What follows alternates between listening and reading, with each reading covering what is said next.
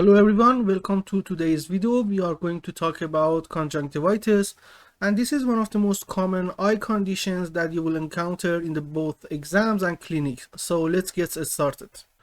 So before we start, let's compare the three main types of clinical scenario that you can see in the exam and in the clinic. So as you know, we have three types of conjunctivitis. We have bacterial, we have viral, and also we have allergic conjunctivitis. In case of bacterial conjunctivitis, usually the patient is going to be a school-age child who wakes up with eyelids glued together, and also the patient will have yellow discharge from the eye. In case of viral conjunctivitis, usually you are encountering an adult with upper respiratory tract infection and watery discharge from the eye and mild redness in the both eyes. In case of allergic conjunctivitis, you are going to see a teenager with history of seasonal allergic diseases and also intense itching, which is one of the most important symptoms in case of allergic conjunctivitis, redness and watery discharge from the eye. So now let's understand what is conjunctivitis.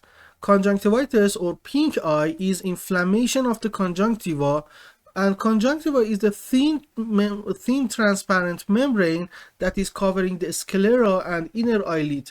So here in this picture you can see the structure of the conjunctiva.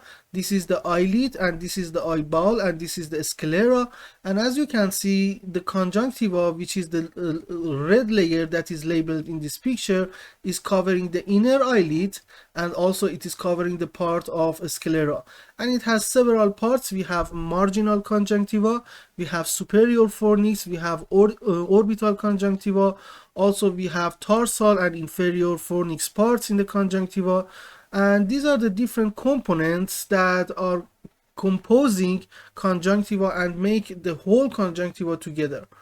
So now let's briefly compare the three types of conjunctivitis. We have bacterial, as we talked about, we have viral, and we have allergic. In case of bacterial conjunctivitis, the patient is going to have a thick and purulent discharge, and usually the eyelids are going to be glued together in the morning. But in case of viral conjunctivitis, we have a watery discharge or mucoid discharge, and unlike bacterial conjunctivitis, the symptoms are going to be bilateral usually. You can have unilateral viral conjunctivitis, but most of the cases are going to be presented bilaterally. Another type that we have is allergic conjunctivitis. It presents with watery discharge.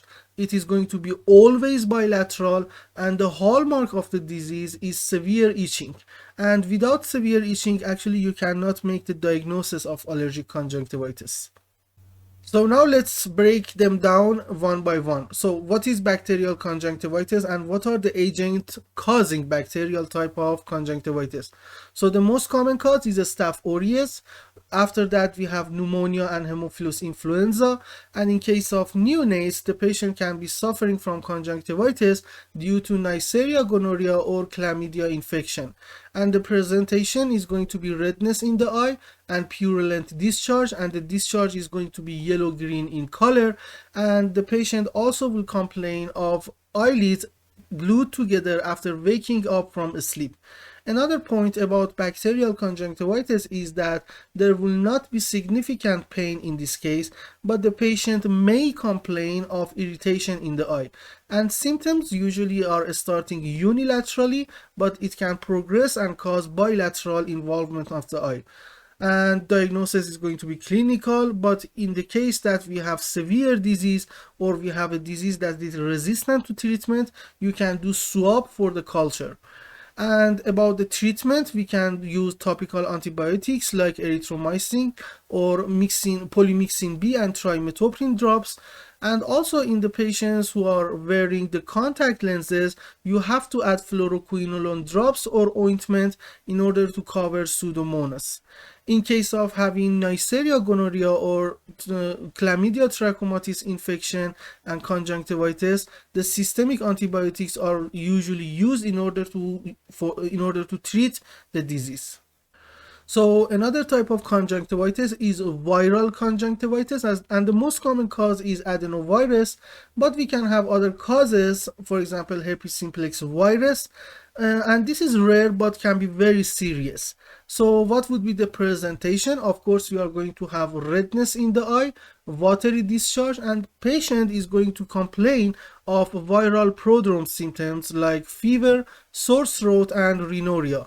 Also, in case of viral conjunctivitis, we can have enlargement of periauricular lymph node, and presence of periauricular lymphadenopathy is one of the most suggestive symptoms of viral conjunctivitis.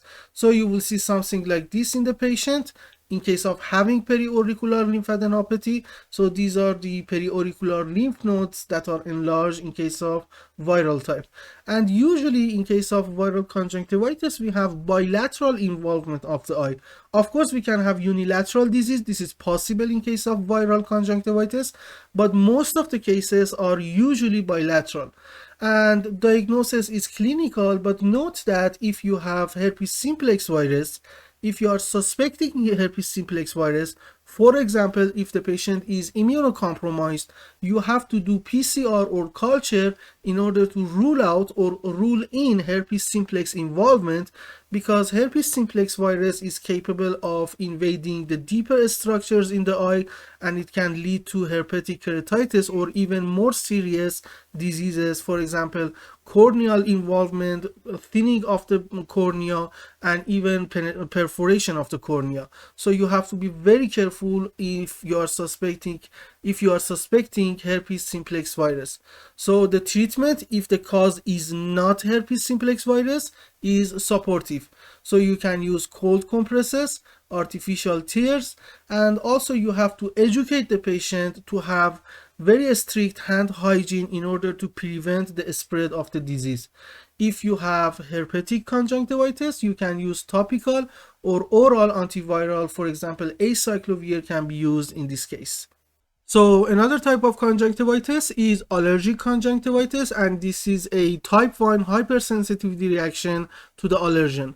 So the presentation would be bilateral redness, and note that in case of allergic conjunctivitis, you are not going to have a unilateral involvement of the eye. So allergic conjunctivitis is always bilateral. And another hallmark of the disease is severe itching in the patient, which is absent in previous types that we discussed. So you are not going to have a patient suffering from viral or bacterial conjunctivitis with main complaint of having severe itching in the eye. But in case of allergic conjunctivitis, severe itching is very important symptom, and it is suggestive of allergic conjunctivitis. Another presentation is watery discharge, and also it is going to be associated with other allergic conditions like allergic rhinitis or atopic condition. Another condition, another presentation of the disease is going to be cobblestone papilla, and this is the appearance that you can see in the picture here, and it is happening on the palpebral part of the conjunctiva. So diagnosis is clinical and based off history of allergy of the patient, and for the treatment, first of all, the patient has to avoid allergens in order to prevent further episodes of conjunctivitis. You can also use topical antihistamine like olopatadine. We can also use topical mast cell stabilizers like cromolyn, and topical steroids can be used, but note that for topical steroids, this is a very short-term use and it is reserved for severe cases. Another treatment option that we have in hand is oral antihistamines, but we are going to use oral antihistamines if we have systemic symptoms present in the patient. So now let's talk about mistakes that you can make in the clinic regarding conjunctivitis. First of all, failing to take in medical history is one of the most common types of mistake that you can make in the clinic. So you have to ask about the recent illnesses or exposure to the people with the pink eye. And another mistake regarding not taking proper history is overlooking history of contact lenses use, which raises very severe suspicion for Pseudomonas infection or even keratitis. Another mistake is rushing to diagnosis. So, assuming all red eyes are conjunctivitis without considering other differentials is very big mistake, because the patient might be suffering from more severe conditions like acute angle closure glaucoma, uveitis, or even corneal ulcers.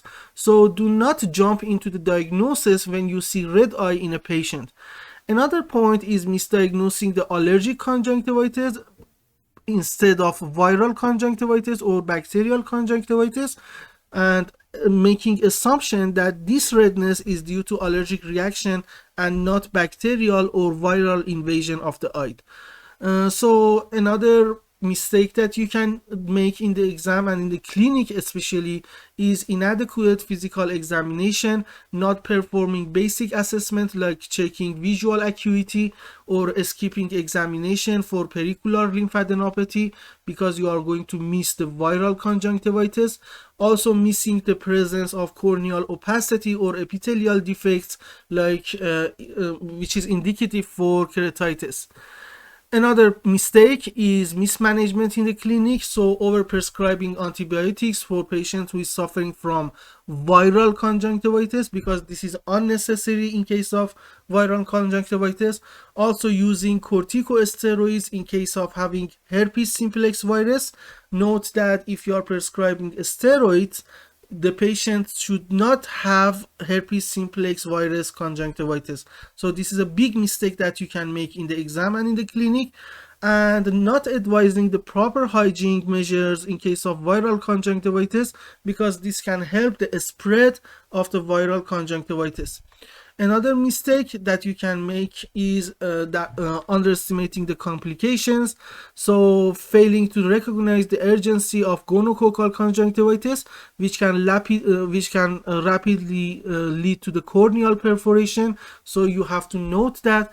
Another mistake that you can do is missing the secondary infection with contact lenses, and also improper patient education is another mistake that you can do in the clinic. So you not instructing the patient with viral conjunctivitis about hand hygiene. Another mistake is failing to advise the patient on allergic avoidance in case of allergic conjunctivitis is one of the mistakes that you can do in the clinic. So now let's talk about mistakes that you can make in the exam. First of all, confusing types of conjunctivitis. So viral conjunctivitis with bacterial conjunctivitis. Again, if the patient is having redness in the eye, you can differentiate between viral and bacterial conjunctivitis with the type of discharge. Purulent is bacterial, viral is watery. Another point is missing the very important clinical clue like itching, which is hallmark of allergic conjunctivitis, or failing to differentiate between purulent discharge and watery discharge in case of bacterial versus viral or allergic. Another mistake that you can make in the exam is overlooking key clinical clues. For example, associated symptoms like viral prodrome for viral conjunctivitis, or missing periauricular lymphadenopathy, which is a big clue for viral conjunctivitis, or not considering the patient history of allergic reactions and allergic conditions. Another point that you can miss in the exam is mismanagement. So for example, prescribing topical antibiotics for viral conjunctivitis, which is not indicated, using steroids without ruling out the herpes simplex virus, or choosing systemic antibiotics instead of topical treatment for uncomplicated cases of bacterial conjunctivitis. Another mistake that you can make in the exam is ignoring the red flag symptoms. For example, what are the red flag symptoms? Red flag symptoms are symptoms like pain, photophobia, or decreased vision. So if you miss these clues, if you miss these red flags, you might be mistaking the conjunctivitis with other serious conditions like keratitis, uveitis, or glaucoma. So always check the visual acuity in order to not missing these symptoms.